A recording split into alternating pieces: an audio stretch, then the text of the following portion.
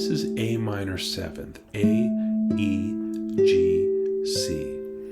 I'm playing 2 strings with 1 finger here. Do you find this kind of grip to be challenging? I think a lot of people do. I got a question about it recently from Mark Fisher.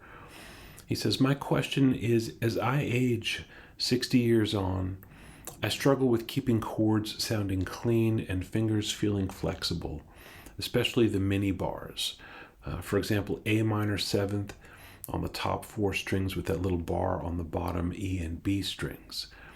Any tips on keeping hands in good shape? Cheers.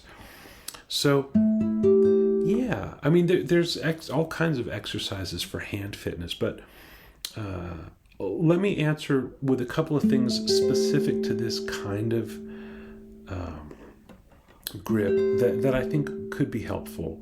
One would be to play it in every position, every key. For something like that, I usually would use the circle of fourths. So if we started on A minor 7, we'd go A, D, G, C, F, B flat, E flat, A flat, D flat, or at that point we could start using the sharp names. So maybe C sharp, F sharp, B, E, A, and we're back home. Could keep going, A, D, G, C, etc. And the way I would practice it would be, I'm at 80 beats per minute right now, and you could do 4 clicks per chord. So 1, 2, 3, 4. A minor 7, D minor 7, G minor 7, C minor 7, F minor 7. And if that's going too fast, you could either slow the click down or make it 8 clicks. So F minor 7, 4, 5, 6, 7, 8. B flat minor 7, 5, 6, 7, 8. E flat minor 7. And I'm never taking the fingers all the way off. I'm kind of just loosening the grip and moving it around. So the next one would be A flat and then D flat or C sharp. A little tricky on this guitar where you don't have high access here. F sharp and so on. By just playing the chord over and over and then relaxing and playing it and relaxing and playing, you're teaching your hand the shape of that chord and the feeling of it. So I think that would be a good exercise. You could go around the circle once, twice, 3 or 4 times, 5 times. I wouldn't do it more than 5. Then I would take a break and shake it out, maybe give your hand a little massage just so that everything stays nice and relaxed. We're not trying to build any tension in the hand. So that would be something specific to that shape. Another thing you might want to do would be to take your pentatonic boxes, if you know the 5 minor pentatonic forms.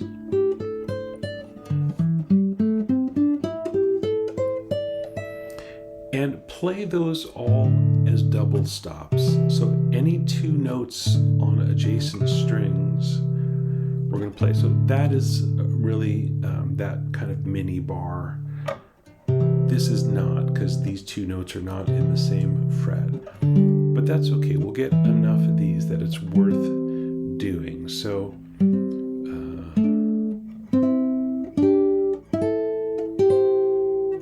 you can go back down.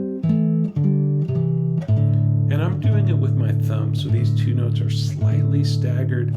You could do it if you want to hear them right at the same time. You could use thumb and index. Then you go to the next position.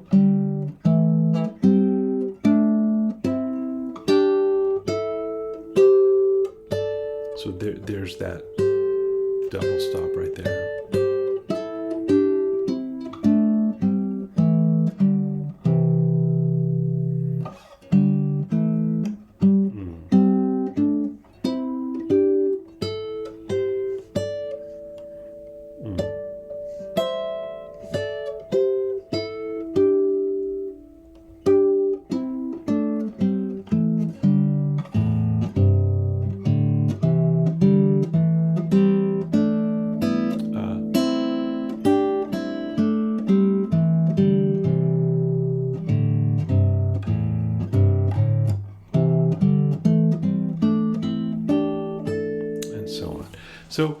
that would be a good exercise. Again, I would use the metronome to keep yourself accountable to some kind of time, but it doesn't have to move quickly.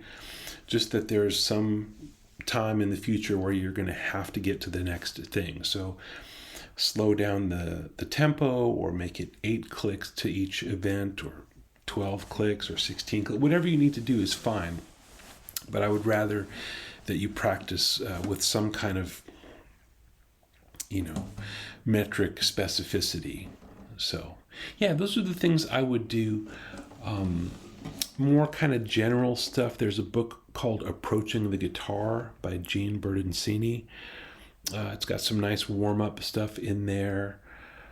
There's a book called Pumping Nylon by Scott Tennant.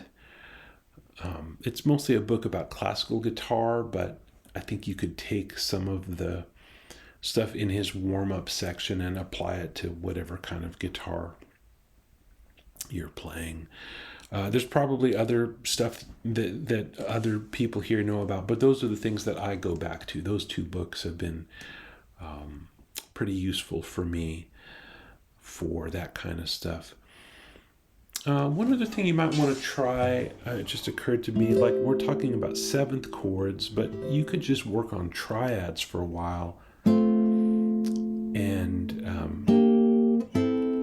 in different inversions. So this is the first inversion, that's root on top. So diatonic triads in F, G minor, A minor, B flat, C, D minor, E diminished, F. So that's first inversion. Second inversion, maybe we start on D, E minor, F sharp minor, G, A, B minor, C sharp. Well, no double stops or mini bars here. I guess you could play that one as a mini bar.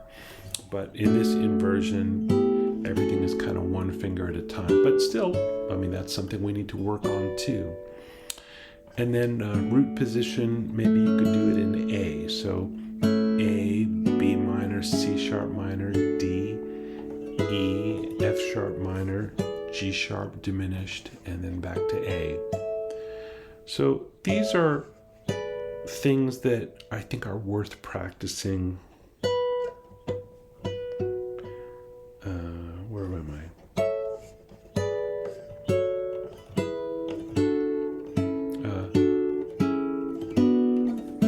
To keep your hands in shape. And then you could do that on all the string sets. So again, A minor, B minor, C sharp minor, D, E. Now I am using little mini bars. There's a difference. In this video, I've been using mini bar and double stop kind of interchangeably.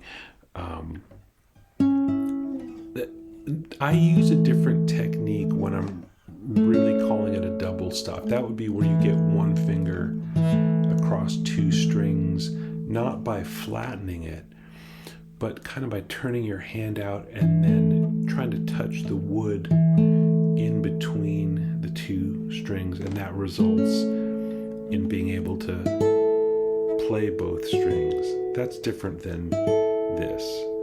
So let's call this a mini bar and call this a double stop.